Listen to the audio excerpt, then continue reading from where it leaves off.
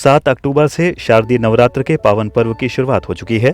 9 दिनों तक नवरात्रि का पावन पर्व बड़ी ही धूमधाम से मनाया जाता है। नवरात्रि के दौरान मां के 9 रूपों की पूजा अर्चना की जाती है। हिंदू धर्म में नवरात्रि का पर्व बहुत ही पवित्र माना गया है। नवरात्रि के दूसरे दिन मां ब्रह्मचारिणी को समर्पित है। मान्यता है कि मां ब्रह्मचारिणी की आराधना से तप, शक्ति, त्याग, सदाचार, संयम और वैराग्य में वृद्धि होती है और शत्रुओं को पराजित कर उन पर विजय प्रदान करती हैं। नवरात्र के द्वितीय दिवस पर विधिपूर्वक पूजा करने से मां ब्रह्मचारिणी सभी मनोकामनाओं को पूर्ण कर जीवन में आने वाली परेशानियों को दूर करती हैं। इसके पीछे की क्या कथा है, आइए सुनते हैं। गौरतलब है कि पौराणिक कथाओं में मां ब्रह्मचारिणी को महत्वपूर्ण देवी के रूप में माना गया है।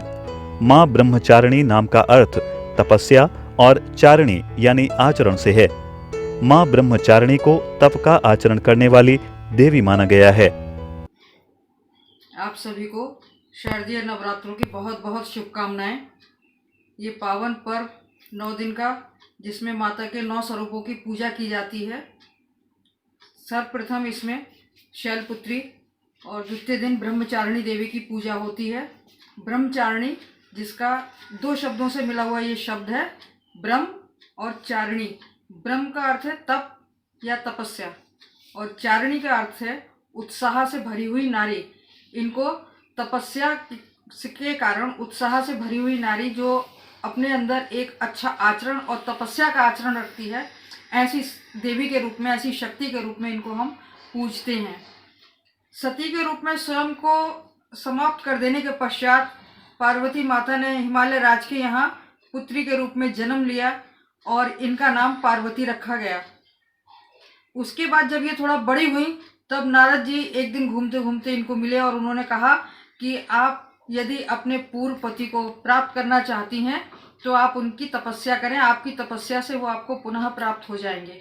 और इन्होंने घोर तपस्या की। कई हजार वर्ष तक ये तपस्या करती रही। 3000 वर्ष तक इन्होंने बेलपत्र और फल फूल आदि खा करके अपना जीवन व्यतीत किया और बहुत ही कठोर व्रत और तप किए इन्होंने, जिसके पश्चात इनको शंकर जी की प्राप्ति हो गई। तब इनको जब ब्रह्मा जी और विष्णु जी ने इनको कहा कि अब आपका जो है ये तप पूर्ण हो चुका है, आपके पिता आपको लेने के लिए आ रहे हैं, आपको अपने पति की प्राप्ति होगी अब, जिनके लिए आपने तपस्या की है, ये आप अपने घर वापस लौट जाएं। जब ये चली गई तब इनको शंकर जी ने अपनी पत्नी के रूप में पुनः प्राप्त किया। ब्रह्मचारिणी की पूजा जो होती है ये सभी मंगल देने वाली होती है और हमारे जो दोष, कुंडली में कुछ ऐसे दोष होते हैं जिनको समाप्त करने के लिए ये मंगलदायी पूजा की जाती है ब्रह्मचारिणी के स्वरूप की। इनका स्वरूप अलौकिक और दिव्य है।